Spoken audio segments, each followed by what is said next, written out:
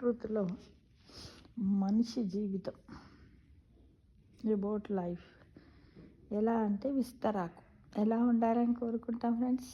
వడ్డించిన విస్తరాకు రావని జీవితం అని పెద్దలు చెప్తారు కదా. అంటే ఆ విస్తరాకులో మరి ఏముంటాయి ఒకసారి మనం పోల్చుకుందామా దాన్ని.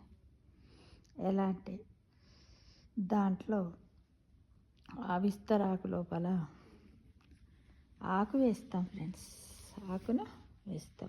వేసిన తర్వాత దాంట్లో ఇదిగో ఇలా ఉంటుంది. ఇలా వడ్డించిన విస్తరాకు అంటే అరటాకులో ఇన్ని రకాల భోజనాలు ఉండాలి. ఇదే వడ్డించిన విస్తరాకు.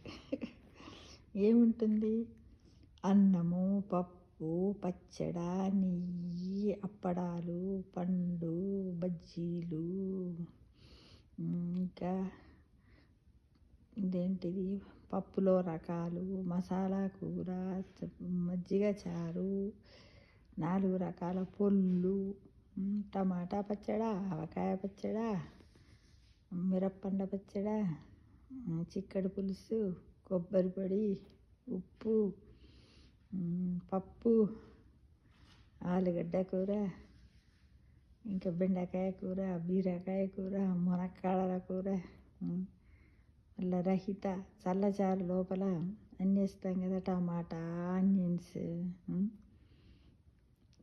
సాంబార్లో కూడా వంకాయలు, మునక్కాడలు, రకరకాలైనటువంటి కొన్ని దుంపల ఫ్రైలు. ఈ విధంగా మనిషి యొక్క జీవితం ఎలా ఉండాలి, అరటాకులో వడ్డించిన విస్తరలా ఉండాలని ప్రతి ఒక్కరు కోరుకుంటారు కదమ్మా.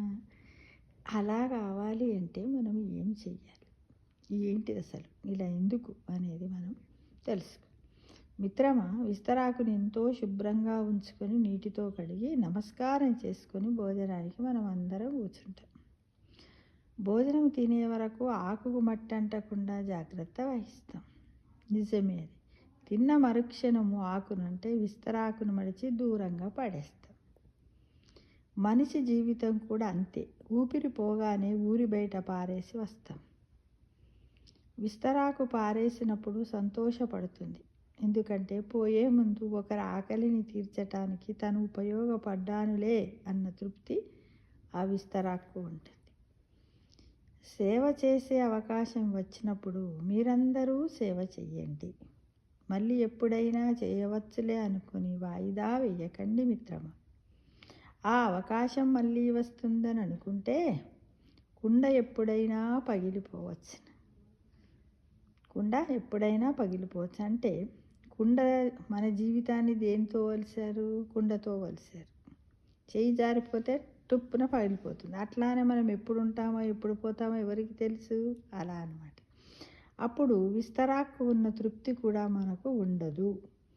ఎంత సంపాదించి ఏమి లాభం?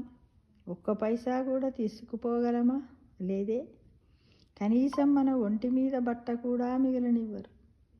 అందుకే ఊపిరి ఉన్నంత వరకు నలుగురికి ఉపయోగపడే విధంగా జీవించండి. అవకాశం వచ్చినప్పుడల్లా సేవ చేసుకోండి. జీవితాన్ని ధన్యం చేసుకోండి. వడ్డించిన విస్తరాకులు ఇప్పుడు ఎన్ని రకాల భోజనాలను పెట్టుకొని వడ్డించుకున్నామో అన్ని రకాల సేవలను సాధ్యమైనంత వరకు చేస్తూ అవకాశం ఉన్నప్పుడు అరటాకులో ఇలా చెప్పుకున్నటువంటి భోజనాలన్నింటిని తృప్తిగా తింటూ భగవన్నామ స్మరణతో ఎల్లవేళలా మనము జీవిత పరమార్థం కోసం ప్రతి ఒక్కరం కూడా కావాలి ఇంకా నేను సేవ చేస్తాను, ఇంకా చేస్తాను అనుకుంటూ మితముగా తింటూ అమితముగా సేవ చేస్తూ సమాజంలో చక్కటి పేరు ప్రతిష్టలు పొందాలని, ప్రతి ఒక్కరు కూడా ఇదే జీవిత పరమార్థమని నమ్మాలని, నలుగురికి మన నోటి నుండి జీవిత పరమార్థం గురించి మనము చెప్పాలి. ఇరుగు పొరుగు ఎదురింటి వాళ్ళకు, చిన్న పిల్లల దగ్గర నుంచి కూడా ఈ మంచి విషయాలన్నింటినీ నలుగురికి చెప్పుతూ చెయ్యాలి. ఇప్పుడైనా ముసలమైనాక మనం పూజ చేసేవైతే అప్పుడు అది చూడండి, అప్పుడు అవయవాలు ఏమి సహకరించేవి. అప్పుడు చేసినటువంటి పూజ కూడా ఒకరోజు చేస్తాం, ఒకరోజు చెయ్యం. కాబట్టి చిన్నప్పటి నుంచే పిల్లలకు కూడా ఇలాంటి అలవాట్లు చేస్తూ ఒకప్పుడు నానమ్మలు, అమ్మమ్మలు, తాతల దగ్గర ఉండేవారు. ఇప్పుడు తల్లిదండ్రుల దగ్గర ఉంటున్నారు. వీళ్ళు బిజీ అయిపోతారు. కానీ ఈ వారానికి ఒక్క రోజన్నా ఇలాంటి విషయాల గురించి పిల్లలకు చెప్పి పిల్లలను కూడా ముందంజలో ఉంచడానికి సంస్కారాలను నేర్పాలని, విద్యనే కాదు, డబ్బే కాదు సంపాదన, ఇలాంటి ప్రాచీన సంస్కారాలను, హిందూ ధర్మాన్ని కాపాడుతూ ప్రతి ఒక్కటి పిల్లలకు చెప్పవలసిన బాధ్యత తల్లిదండ్రులపై 100% ఉందని నేను ఈ వీడియో ద్వారా మెసేజ్ ఇస్తున్నా. ఫ్రెండ్స్, తప్పకుండా ఇంప్లిమెంట్ చేస్తారని మిమ్మల్ని కోరుకుంటున్నాను.